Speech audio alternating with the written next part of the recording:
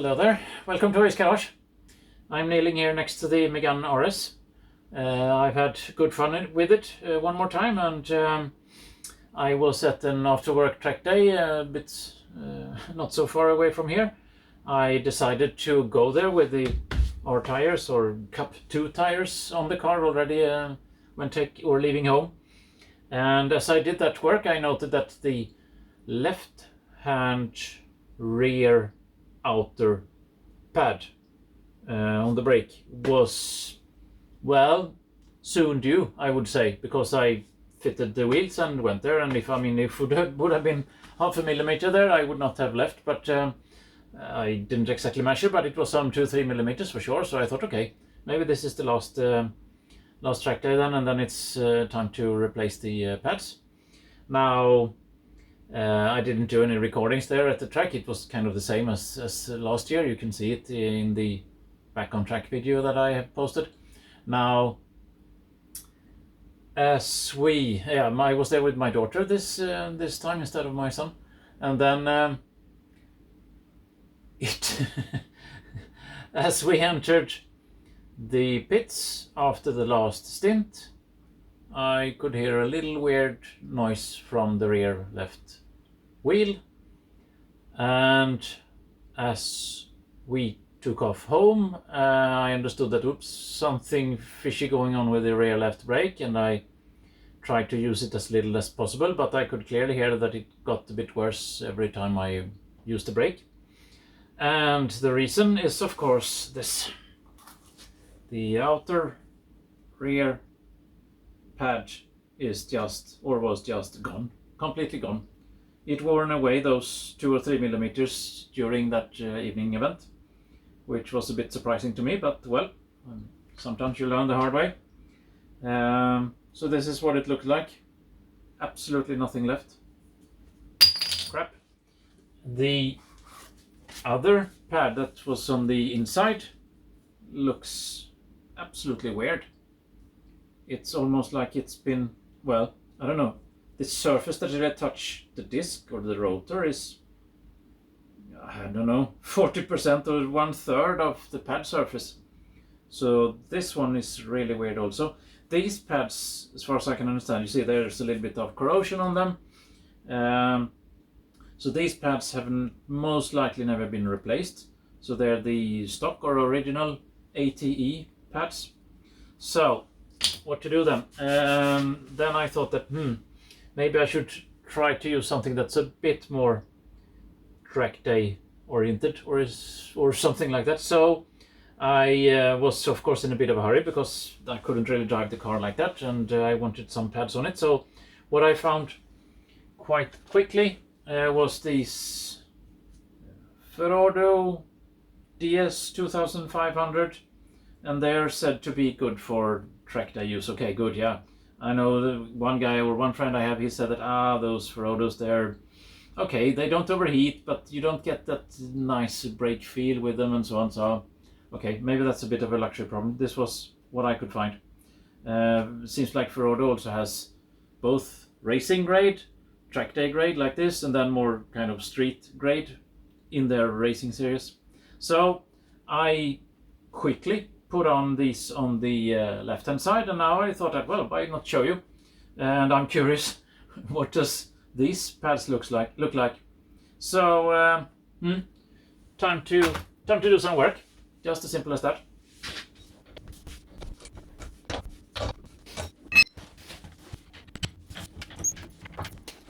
So there we go, wheel in the air.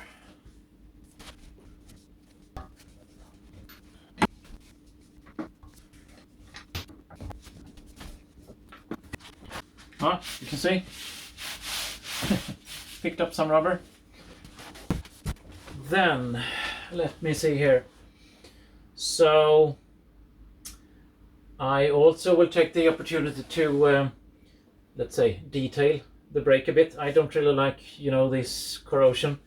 The car has been driven during the winter, not by me, but by some previous owner, so there's a little bit of corrosion on the rotor or on the disc. So I will, as they say, detail it a bit. But removing the pads, that's not all that difficult. There are two 13mm screws here, and the whole unit is kind of floating a bit on these two pins, or whatever you should call it. So let's see. Well, so put a lamp in there, and it's good to have a little wooden block to support the caliper. If you find a bit of rubber hidden somewhere, then you know that the car has been on a racetrack. So wooden block to support, well, let's see, let's loosen it first. So 13 and 15. 15 over there, and let's see if I can get access. Yep, that one was good. Yep, there we go. Okay, then the lower one. Try a smaller wrench.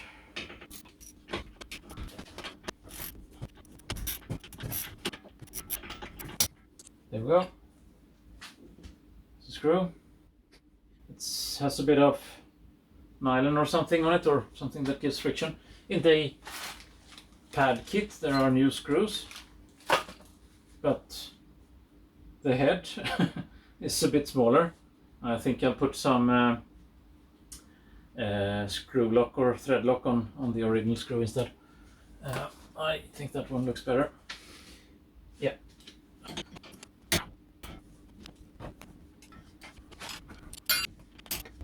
It's a bit corroded, I would think. Come on. This one was quite a bit more, yeah, corroded.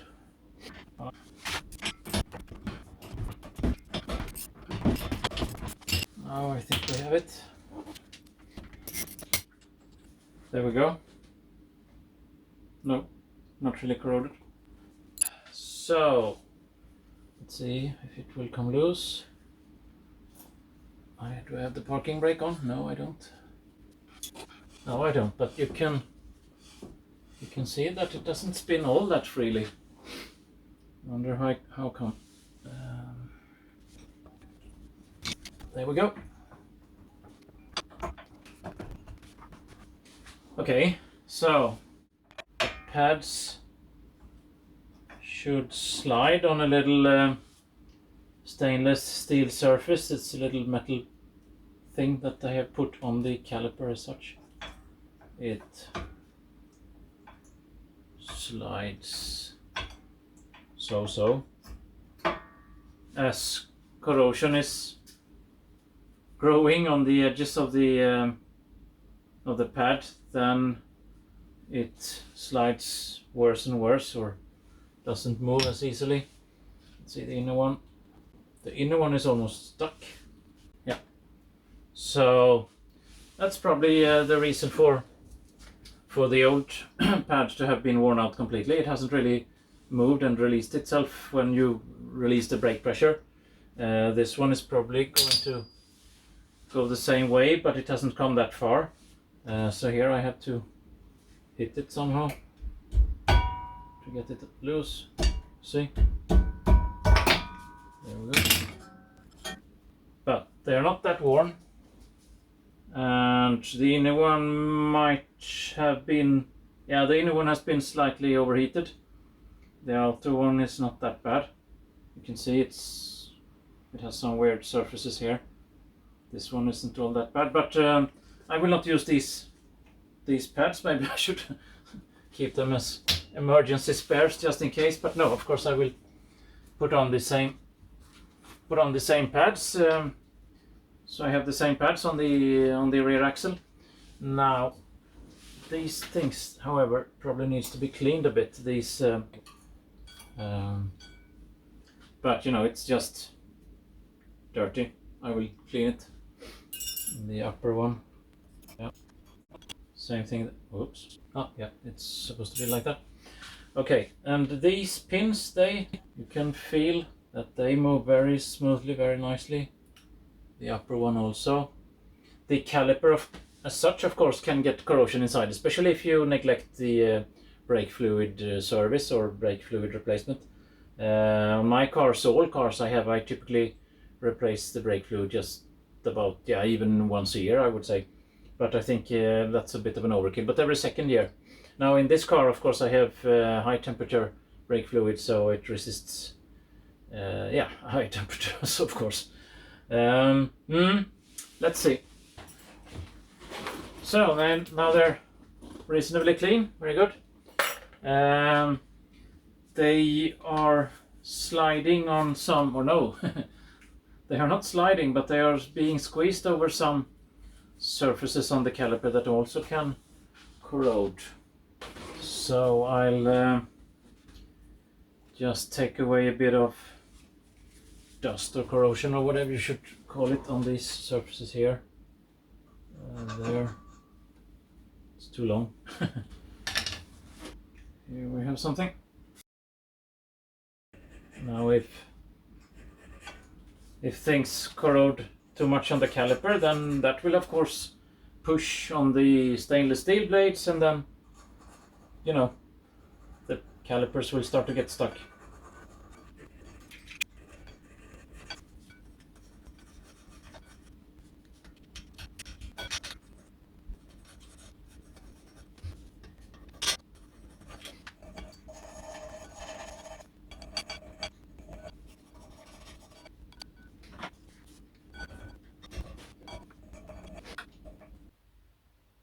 Now these sliding surfaces are just bare metal right now, and they are kind of unprotected, so I will carefully put on just slightly, ever so slightly, just a droplet of anti-corrosion oil, but one has to be extremely careful not to get oil on the disc, of course, then you're kind of screwed. So I will do like this, and I will put on the metal blades, and when I do that I might splash a bit on the disc, so I will clean the disc with alcohol before I put on the new pads. Let's see here.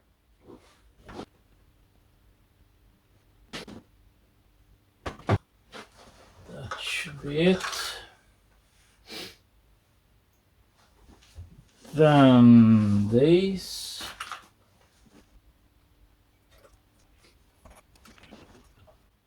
There we go.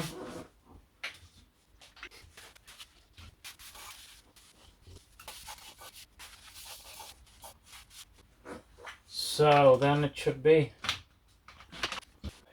clean. Now, new pads. Moves and slides easily, no problem. Feels very good.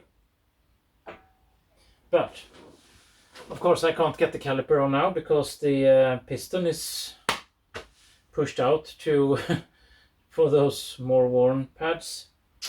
So I will have to get the piston in, and I don't, well, when I did the other side I didn't really know what to do there, if I should just push it in or if it should be rotated. You know, the parking brake is there, so I decided to rotate them in, and fortunately I have a little tool for that. One puts it here in the caliper, and there's a little bit of, well, there are some cutouts, so you can gently push and rotate it into position. Now, before I get into that, the piston here, it's not very likely because the car isn't that old and it hasn't been driven much in the winter, but there could be a bit of corrosion on the piston surface as such under the dust cover. So I will just lift the dust cover slightly to see if there's any signs of corrosion or not, and then I should have a blunt screwdriver so I don't. So it's over there. Yeah, a very blunt screwdriver that's not really usable for screwing screws in position, but I will lift here. Let's see.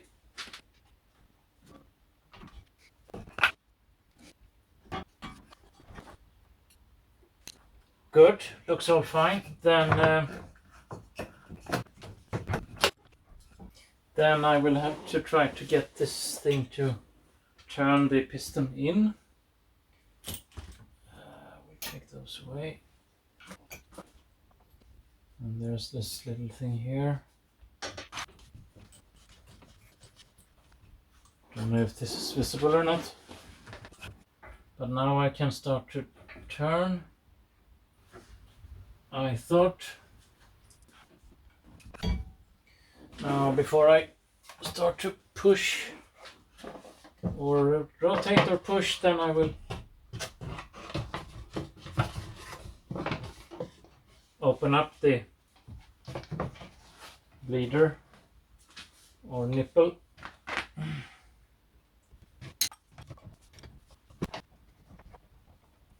Okay, now the hose is there.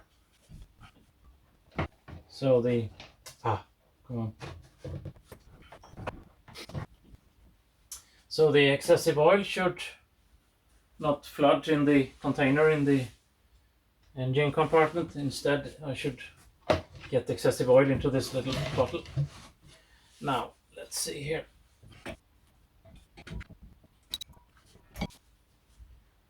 Now I can rotate the piston. And since this one is threaded, it pushes the piston back in position for new pads. And it's pushing some oil out into the hose and the bottle.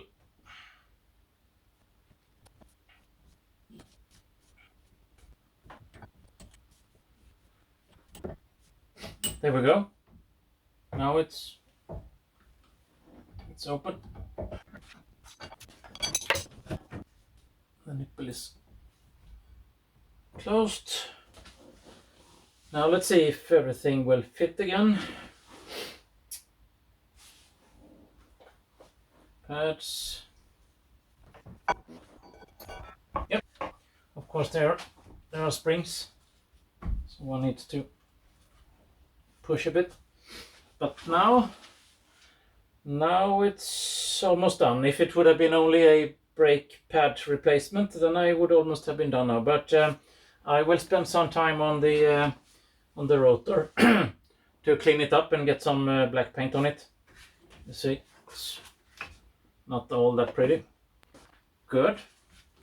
Then let me untie myself.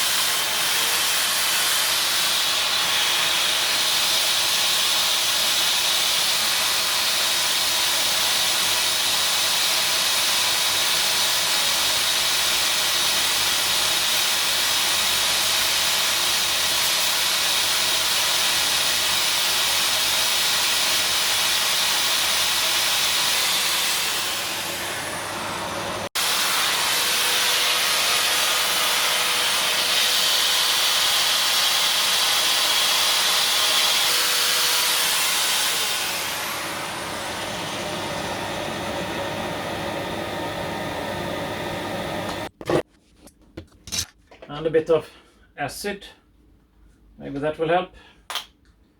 Cleaning the disc a bit, making the old disc more prone to paint adhesion.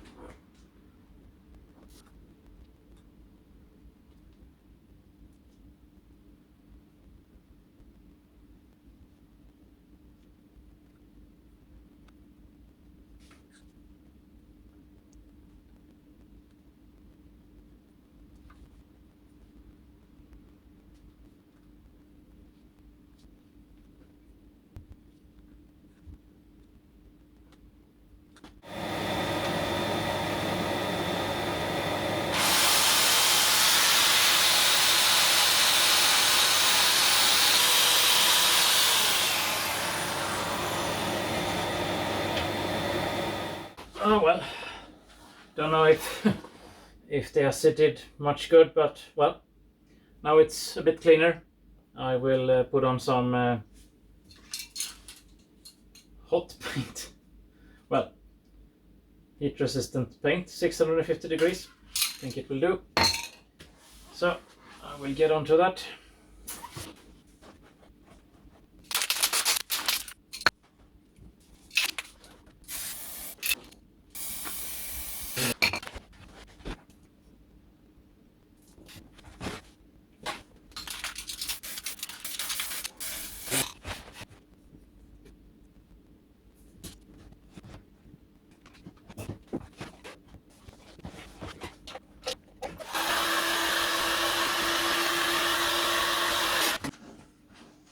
What a smell.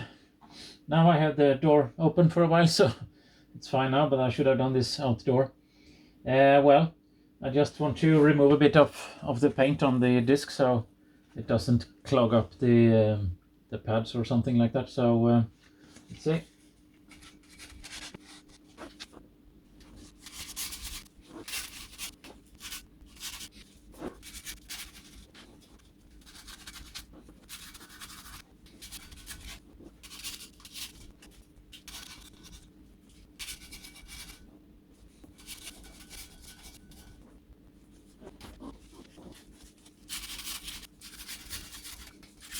Right, so the main surface of the disc is clean. I think it's time to put things together now. Let's see here. Still slides nicely. Good. Then remove the wooden block.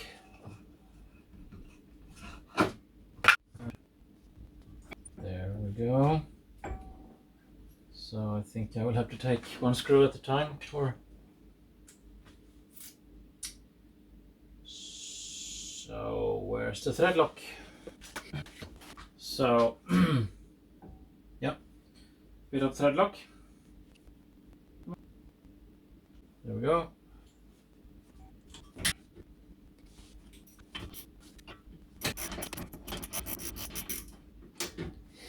Then the lower screw.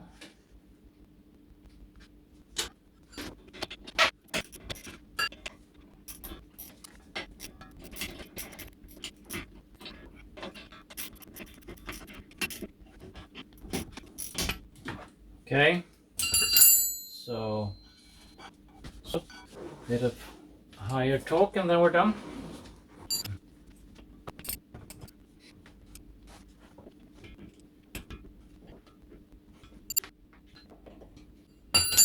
No, this one rotates a bit. Come on. There we go. Right. Something forgotten. That one I tightened. The hat is on. I haven't touched anything else there. Nope. Alright. Time for the wheel.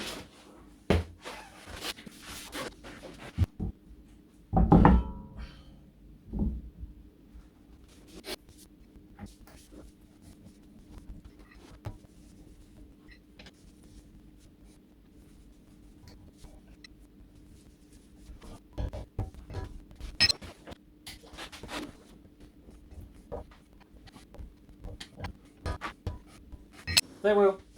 Yeah, there we go. New pads. Let's see how it works.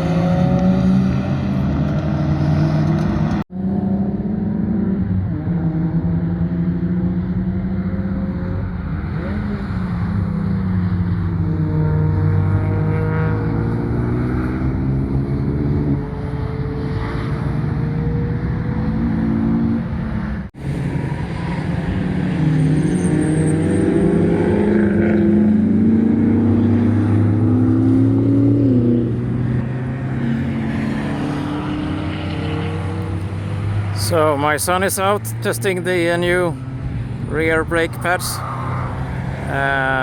It's quite a long straight and a very hard braking at the end of it. I think one has some 170, 180 kilometers per hour over there. There he brakes. And the car stopped. Good.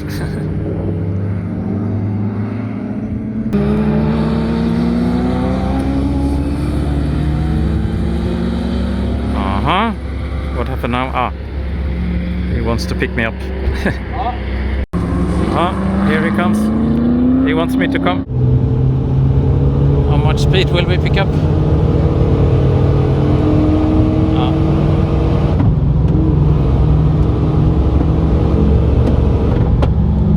And another hard brake. It's a warm day, but still works. But when one comes into the pits, the brakes are oh so hot.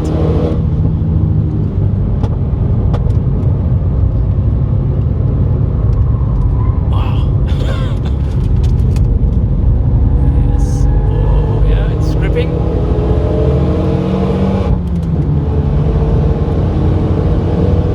Another hard brake. Yeah. Things work out fine.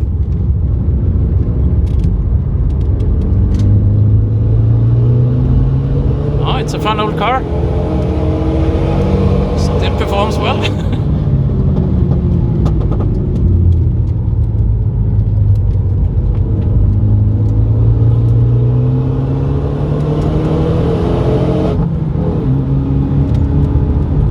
And did not lose the rear end there. Good. It's a bit of a tricky thing how to slow down in a good way here. There's a Camaro. Ah, he's leaving the track.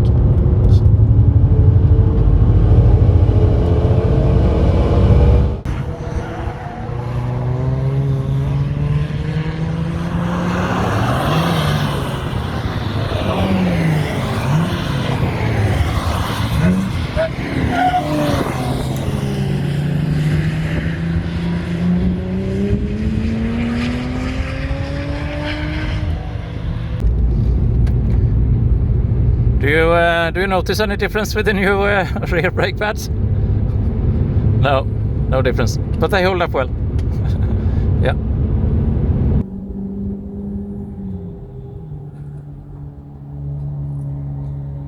Well, it's a hot day, but the new brake pads, they work. So that's all from Hoojies Garage today. Take care, bye bye.